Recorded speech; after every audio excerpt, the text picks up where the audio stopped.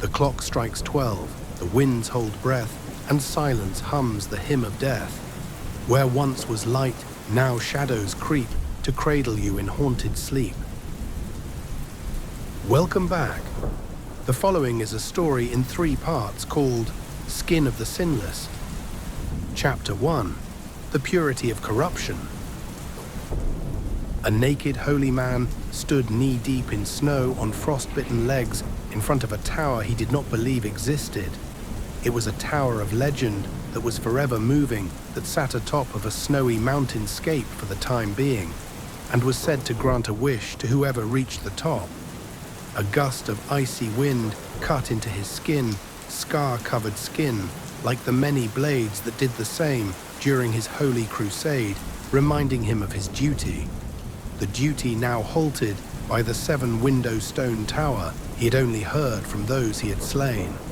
The holy man's true name had faded from the world as his infamy grew, and had been long forgotten by even himself. Some referred to him as Judgment, others as the Right Hand, or simply the Holy Man. But he had come to know himself as Requiem. It was after centuries of putting those who suffer from sin to rest is when he heard a word tailored to his existence. Yet the trust in him and the one humanity had come to call God dwindled away with each generation, no matter the path he took. For every life he slain to rid them of their suffering added another scar to his body, making him appear more demonic than sanctified. Requiem wandered the world with only 3 items gifted to him by who he believed was God, himself, so he may keep man from straying too far from their path. He wore an indestructible iron mask fixed with only 2 square eye holes that was anchored to his soul, giving him an uncanny variant of immortality. The silver claymore he held in his right hand could cut through anything, but left the greatest sin of those he slain scarred on his body. Lastly, a thorned rosary was wrapped around the guard of his blade and his forearm that bound the weapon to his soul so that it would forever be at his side. He stood motionless with the flat of his claymore resting against his shoulder, pondering his existence before approaching the tower. It was the uncertainty of what could happen after entering a door place by God is what kept him from progressing forward.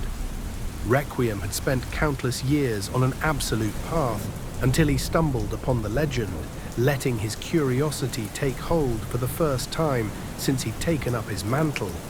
Lifetimes of acting as man's shepherd for those who had strayed too far or had become lost on their journey in search for the tower he had found himself. A goal other than his greater purpose that may end in damnation, even for one with an immortal soul. He stepped forward, resting the palm of his free hand against the splintering wooden door. He inhaled, embracing the long-forgotten feeling he hadn't felt in ages, then exhaled while pushing open the door to see an abyss into the unknown. He stepped through the doorway with the darkness immediately engulfing his sight.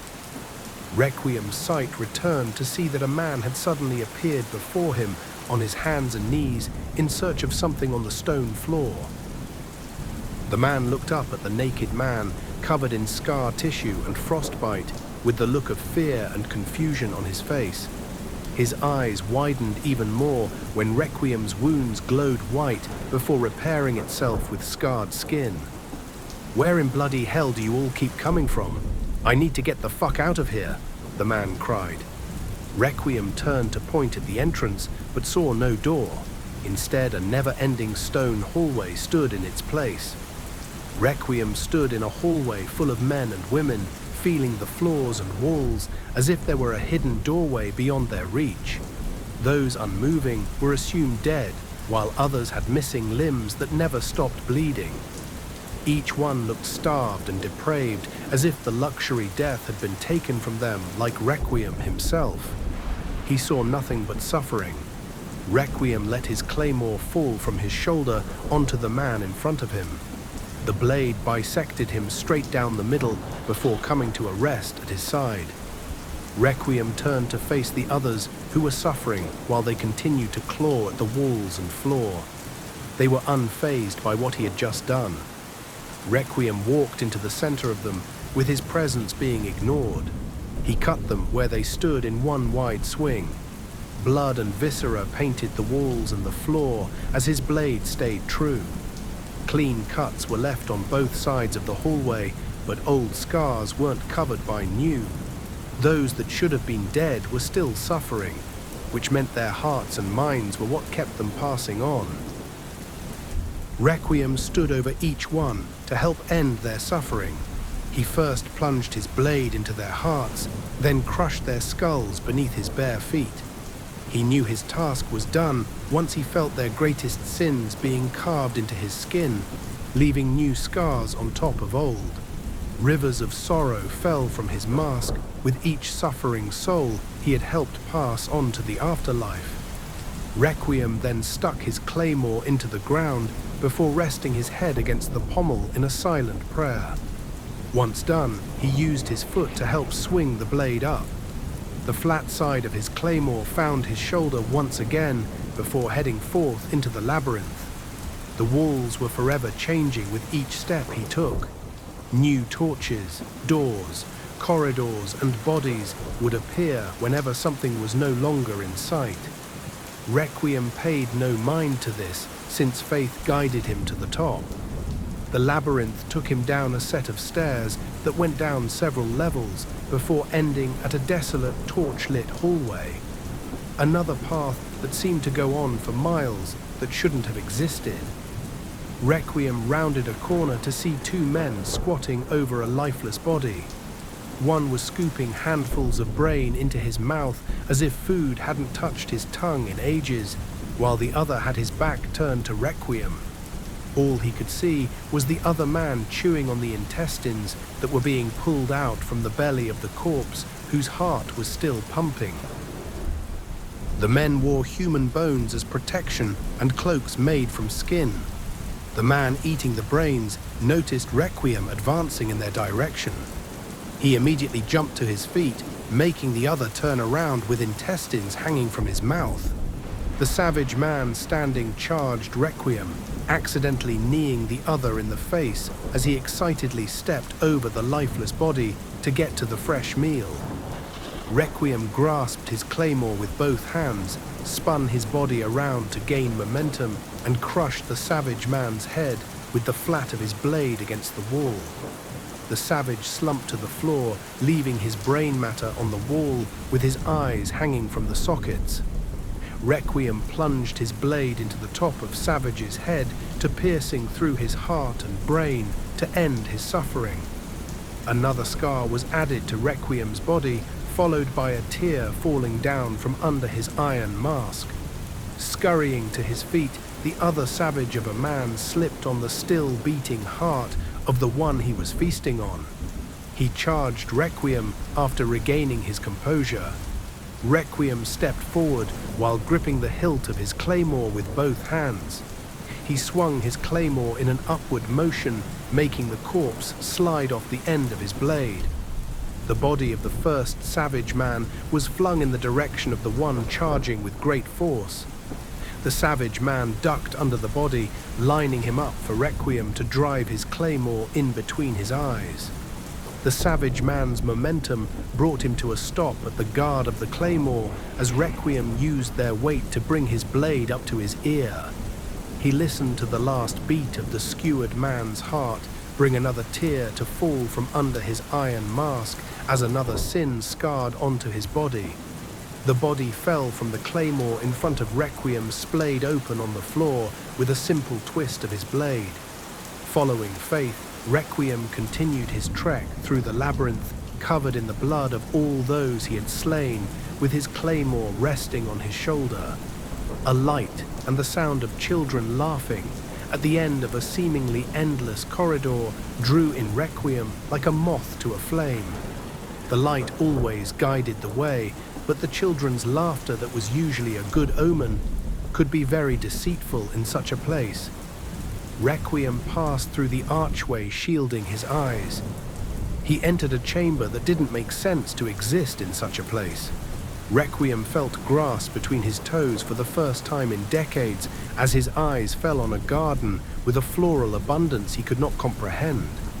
He took another step, scanning the chamber to see a small pond with children running around it in a playful manner, while a little girl watched from a swing that hung from a small tree. Her black hair rested on the shoulders of her tarnished yellow gown. The chamber had 7 headless statues evenly placed around the room that stood with their arms at their sides and had a stone blade in front, each one of them. He looked up at the blue sky to see a shadowless head full of luscious curls blocking his view. It was suspended in the air by numerous chains in the center of the chamber whose eyes were always watching. "Oh, a visitor!" yelled the little girl, waving to Requiem. Requiem made his way to her, gripping the hilt of his claymore with his right hand while it rested on his shoulder. "No threats here," said the little girl, easing the tension, "so please come and get cleaned up. We don't get much company coming through here." Requiem stopped before the pond, and the little girl spoke again. "Go ahead and step in. It won't hurt you." Requiem stepped into the pond, letting the blood wash away from his scarred skin and from in between the nooks of his equipment. The pond water stayed as clear as it was before he stepped in, and the children continued to play as if he didn't exist. The little girl continued to swing back and forth without a care in the world. I can see where one would be confused at such a sight, but this was my wish, and I'm glad you respected the rules. See, we had stumbled upon this tower by accident many, many years ago as we were fleeing from our father's hunting hounds. He did not agree with our relationship. The little girl froze in the middle of her story when she looked into the pond that Requiem sat in. Requiem was looking up at the forever gazing head, staring back at him, and at her all at the same time. He stepped out of the pond, letting his claymore rest against his shoulder. Without a word, he made his way to a wooden door that sat across from the entry of the chamber. Requiem stepped through the door into another chamber that had walls lined with weapons from the floor to the ceiling of all variations. There stood a man wearing steel chainmail that glistened in the darkness. A violet cloak obscured the face of the man standing on the opposite side of the room, who seemed to be waiting for his next opponent. "Do you have no decency in the face of pride?" bellowed the cloaked man. Requiem scanned the room before Pride spoke again, while brandishing a rapier from under his cloak. "No matter. You being here alone shows that you are a great warrior, so I will pay no mind to your attire. En garde."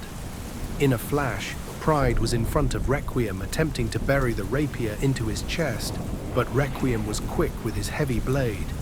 Requiem gripped his claymore, using the guard of his blade to push the point of Pride's sword above his shoulder before bringing it down in front of him with all his might. Pride jumped back just in time to avoid the attack. Requiem followed up by bashing his shoulder into the cloaked man's chest to throw him off balance. He then tightened his grip with both hands and swung his blade wide. Pride ducked just in time to keep his head, but his weapon wasn't as fortunate. Pride circled Requiem with his back against the wall and his cloak flicking behind him. "Alas, a challenge has entered my chambers. No matter, you will fall like those before you," teased Pride. He charged in for another attack with his hands concealed by his cloak.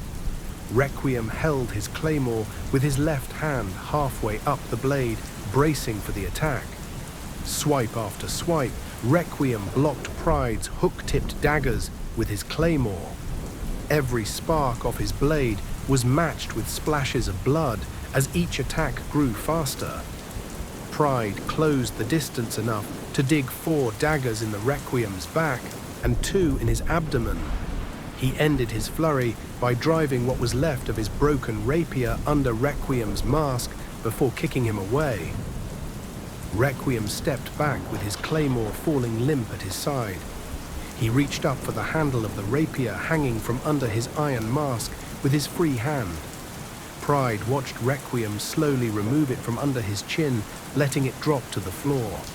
He then started to glow under his chin, making Pride seethe. "Your magic will not help you, for you cannot beat one as blessed and skilled as I," roared Pride as Requiem held his claymore in front of him at the ready. Pride threw off his cloak, revealing 5 other arms extending from his back, holding weapons, and a head covered with eyeballs looking in every direction. The abomination had a mouth placed where the nose would be and holes on the side of his head for ears. Pride held 2 cutlasses with his normal hands, 4 short swords in the hands going around his sides, and a morning star being held by the longest arm overhead. All made from the finest metals and bedazzled in the most exotic jewels. Requiem charged in with his claymore overhead, making Pride cross his 6 blades to brace for the attack. His claymore was swung down, knowing it would cut through Pride's blades with ease. Pride moved out of the way of a fatal blow, but not quick enough to save 2 of his right arms extending from his back. Pride drove what remained of the short swords in his left hands into Requiem's right shoulder and in between his ribs. He followed up by using what was left of the 2 cutlasses to slice an X into Requiem's chest, before throwing the blades to the ground at the end of his swing. Pride finished off his attack by ripping out the 2 hooked daggers embedded in Requiem's abdomen. Requiem grabbed hold of Pride's right wrist before he could get away. He snapped the wrist like a twig, making Pride grimace in pain.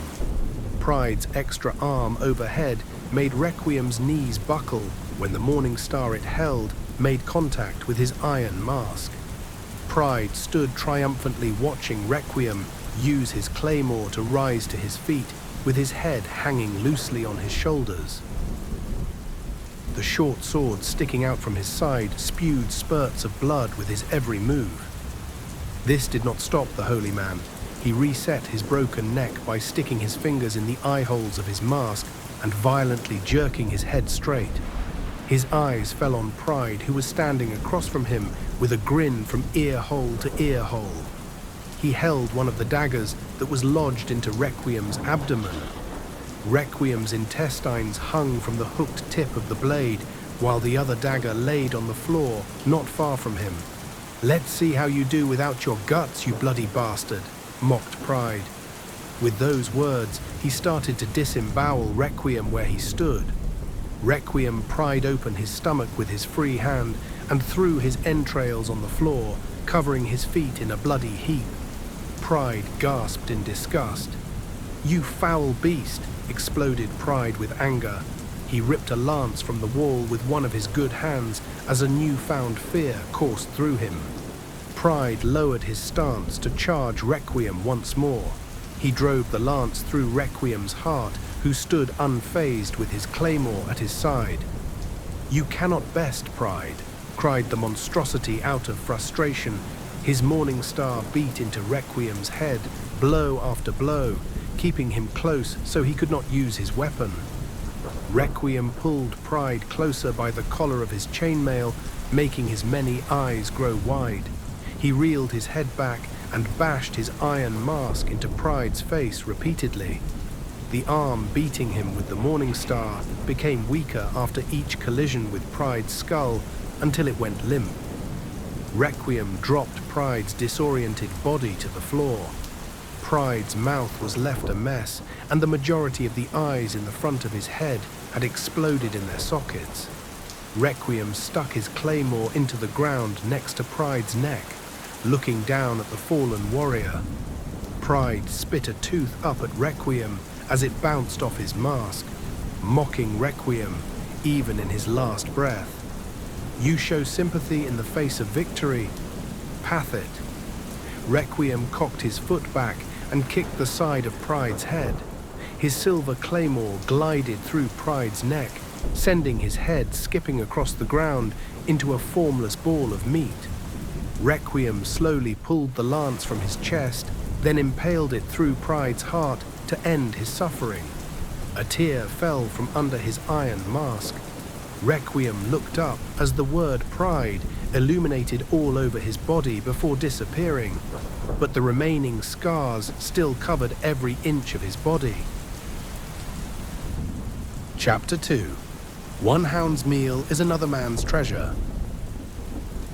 He scanned the chamber for another door, but fell short, all while the holes in his chest and stomach began to glow with the healing white light. Requiem rested his claymore against his shoulder, then made his way to the door he had entered through, seeing that it was the only way out of the chamber. The white light turned into his entrails, then muscles, and finally his scarred skin, until he was whole again. Pride's blades pushed out from his back and side to the floor. Requiem pushed open the door to see another void. Without hesitation, he stepped through into a decrepit hallway, with the door disappearing behind him, like he did when he entered the tower. He followed the poorly lit path to a spiral staircase that descended into complete darkness. Screams echoed from all around as he made his way down. Footsteps were heard coming from below, but he continued pushing on without a fret. Requiem finally saw the woman making her way up the stairs with a fear-stricken face. He prepared to end her suffering, but his work was not needed. She screamed in terror at the sight of him before throwing herself off the staircase back down into the pit. Requiem watched the woman disappear into the darkness until he heard her body smack against the unseen ground below. The echo gave him an idea of how much further he was to go down. He saw that the woman was no longer there after reaching the bottom.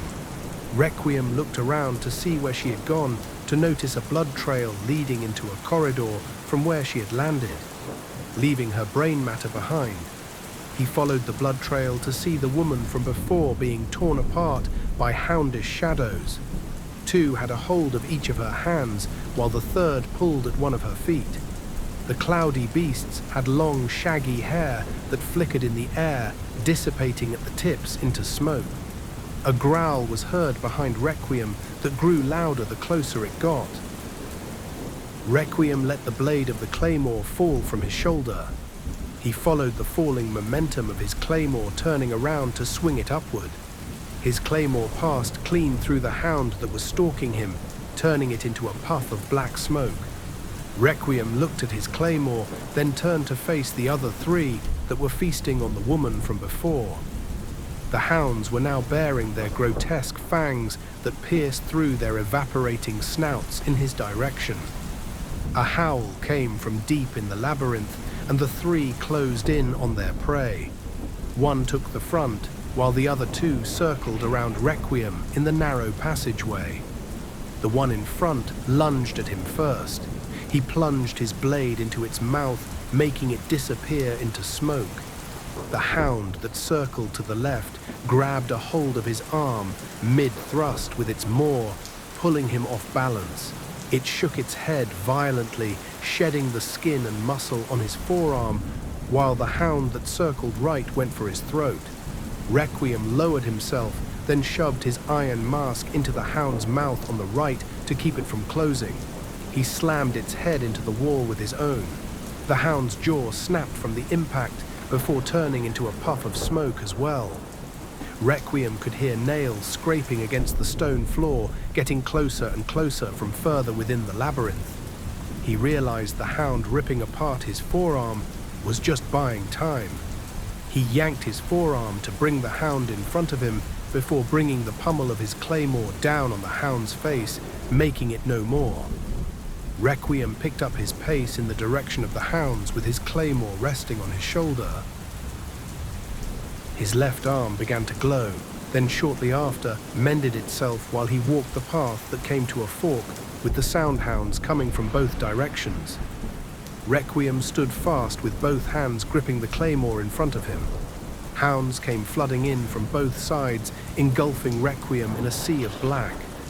Requiem swung wide, clearing out the first wave, then was ultimately overwhelmed by the rest. He fruitlessly fought the beasts off with no end in sight. The hounds ripped him apart, piece by piece, without remorse. Requiem noticed that not all of the hounds were not feasting. Most of the chunks they were taking from him were passing through their stomachs onto the floor. Others who ripped off a piece of his body would turn to run in the opposite direction. Requiem rested his body, closed his eyes, and let them rip him to pieces. One of the hounds ripped his head from the rest of his body before running off into the darkness, holding it by the meat of his neck. Requiem opened his eyes to see pieces of himself being carried by shadows through the labyrinth. His right foot, the whole right arm still gripping his claymore. Even his crotch was traveling next to him, all in the same direction. It reminded him of the first time he had lost his body, the first time he had rested for many years until his body reanimated itself for the first time.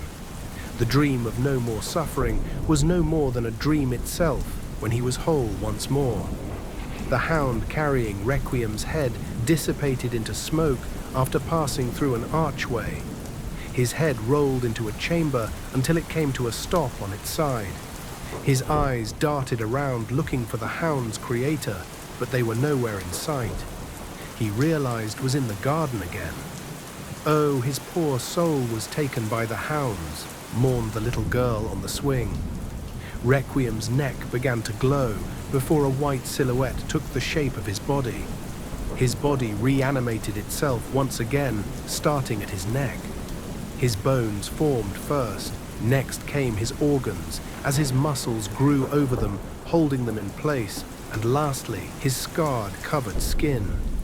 Requiem rose to his feet with the rosary pushing its way out of his right forearm, drizzling the grass below in his blood. He looked at his right hand to see his claymore forge itself from light, with the rosary wrapped around its guard. Forever bound to his soul, Requiem looked back to see piles of human limbs scattered round the entrance of the chamber. His remains still laid amongst the rest, except for the claymore and rosary that followed his soul. A hound was heading in the direction of the chamber in a full sprint with a limb in its maw. Requiem braced himself for the attack, but the little girl spoke. "I advise that you do not engage.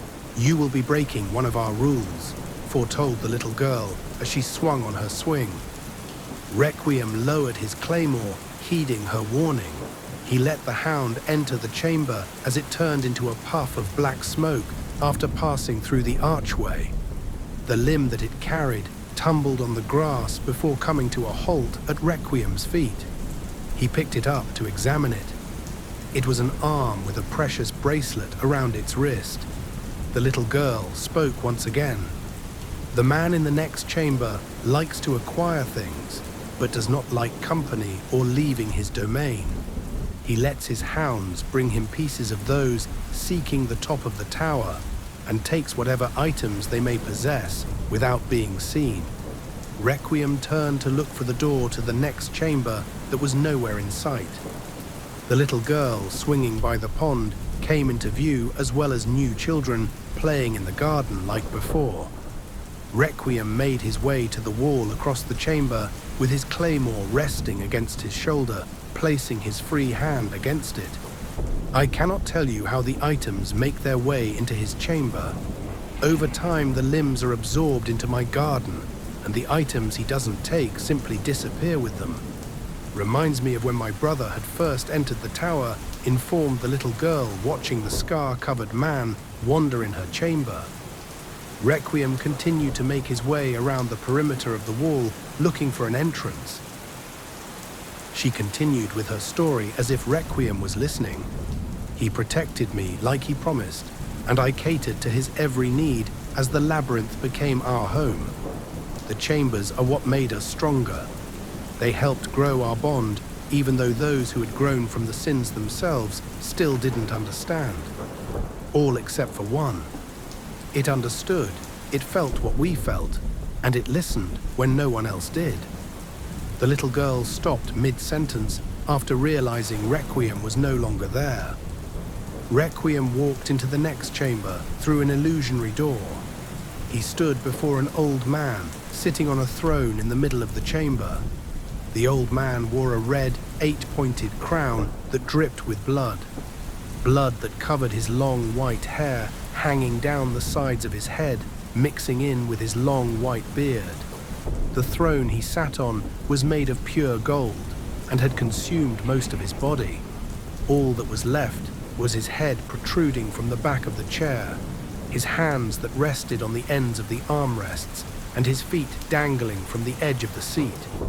The throne itself sat on a mound of jewelry and artifacts that no mortal should possess. The perimeter of the chamber was littered with piles of gold coins stacked taller than one can imagine. Each one towered through an open ceiling into the starry night sky that shouldn't exist. The old man spoke. "What do you have to offer besides your life?" Requiem stood across from him with his claymore resting against his shoulder without saying a word. "You stand in the presence of greed without tribute. I do not care how you made your way into my quarters, but you will go no further. Your soul will have to suffice." The old man gravelled in frustration. With a snap of greed's fingers, the piles of coins started dwindling down. Gold, humanoid beings sluggishly pulled themselves from the bottom of the piles of coins. Requiem lowered his claymore and broke into a sprint towards Greed. Greed smiled, tapping the armrest of his throne twice with his right middle finger. A comic swirl spiraled into existence where his chest would be. The air pulsed, flaying Requiem's skin from his body, making it hang from the back of his mask like a cape. It was not enough to stop his inexorable drive. The gold, featureless monstrosities grabbed hold of the skin flailing behind him. What little remained intact was ripped off, but he did not falter. Two more stood before him to block his path to Greed. The skinless holy man swung his claymore at the left minion at an upward angle. His claymore cut it clean from its waist to its shoulder before bringing it back down, splitting the right one in half down the middle. "You are undeserving of such power," cried Greed in frustration, his feet stretched into points before burrowing into the heap of artifacts below him. Two spikes burst from the floor behind Requiem shortly after. Both spikes impaled Requiem through the back of his shoulders, raising him in the air.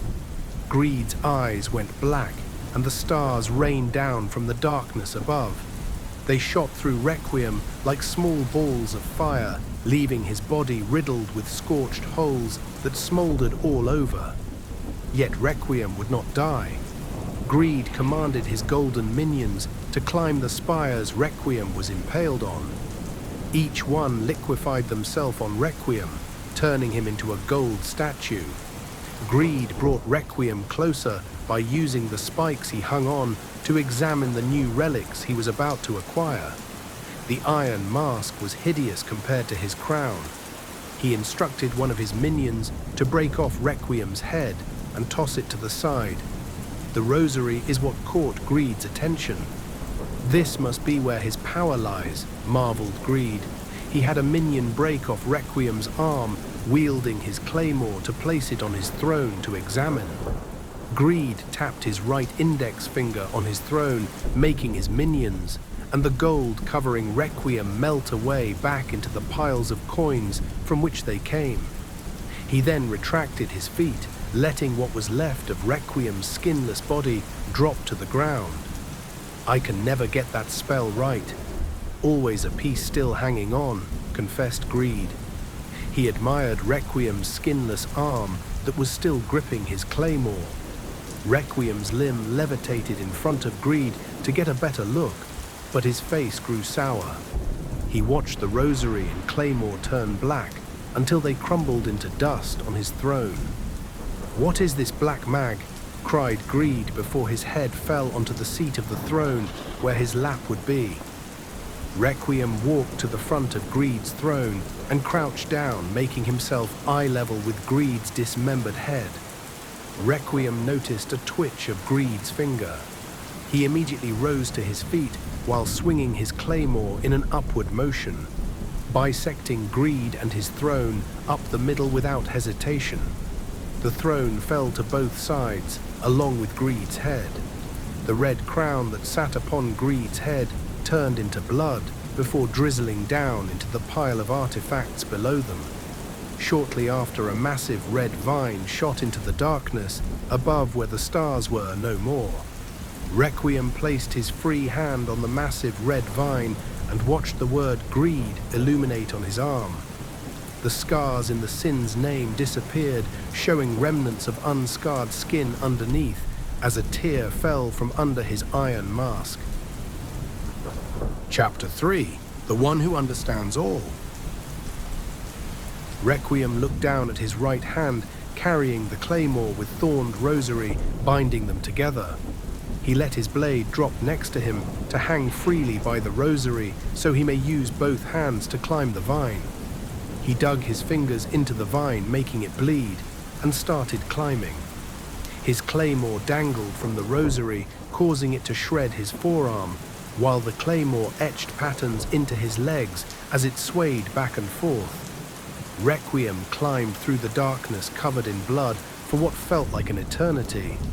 He climbed until the face of the iron mask clanked against a stone ceiling where the vine suddenly ended. Requiem swung his claymore up with his forearm that was torn through the muscle to catch it in his hand. He then jumped down onto the cold stone floor of the labyrinth where his arm and legs healed themselves.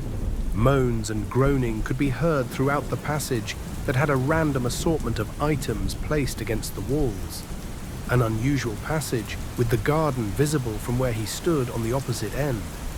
The first item he had come across was a painting on the wall. The frame was made of a male and a female contorted together while being intimate. The canvas was made of stretched skin that was woven into the bodies of the couple with tendons. The frame shifted and moaned while they both dripped blood onto the canvas that took the shape of a bleeding heart that was anatomically correct. They were lost souls that had given in to their greatest sin only to relinquish their bodies and humanity for eternal pleasure. So much suffering. Requiem used his free hand to rip the painting from the wall. He pried the two souls apart as they screamed in pleasure and pain, using his foot to pin it to the ground as he did so. Their sins burned themselves onto his skin before he pressed forward to the next item, with tears falling from under his iron mask. The next obstacle obstructing Requiem's path was a male rearranged into a dresser. His head sat on the top of the furniture made of muscle and bone, groaning in pleasure. The drawers vigorously went in and out on their own, with blood and pus seeping out from the gaps onto the ground. Requiem slid his claymore through the top of the man's head to silence him, then gave it a turn. Another soul, another sin, another scar, and another tear. The third was a bed in the middle of the passage that went from wall to wall, blocking his path. He approached the bed with caution, seeing that it too was a monstrosity. It was composed of 4 men and 2 women. The men's bodies were spiraled into bedposts that stood at each corner, with one of the women's bodies stretched out into a mattress with her face in the middle. The other woman was made into a headboard with her distorted face in the middle, and her breasts placed at the head of the bed like pillows, all bearing faces of pain while their bodies squirmed in pleasure. Requiem had enough of the heresy set before him. He cut the bed in half at the drop of his claymore. The bed screamed in pleasure and pain like the others before he ended their suffering altogether by smashing each one beneath his feet. Tears fell from under Requiem's mask as he made his way into the next chamber. Each one left the word lust on his body until there were no more. Requiem entered the chamber of the garden once more to be greeted by the little girl on the swing. "You made it. Now we can continue our conversation. Please, come and take a dip. You're filthy," she exclaimed with a smile from ear to ear. Requiem looked down at his scarred, naked body that was covered in blood before heading in the direction of the pond. He noticed a different group of children were present. The garden itself seemed even more beautiful than before. Requiem stepped into the pond, submerging himself in the water. all while the little girl swung on her swing. "You know that it's quite rude to leave in the middle of a story," scolded the little girl. She cleared her throat before continuing. Where was I? Oh, that's right. So the being merged us into one to make us whole. It let us push on as one mind, one body, but two souls. I was no longer a liability, and he was free to climb the tower while forever feeling my touch. I was also no longer scared. The little girl paused when Requiem exited the pond. "Not many make it past this floor, as they are all welcomed in their domain. It won't stop your progress, and neither will I. The sins and the tower have an agenda of their own," stated the little girl, pointing at the dark archway leading to the next chamber. Requiem rested his claymore against his shoulder and pushed on.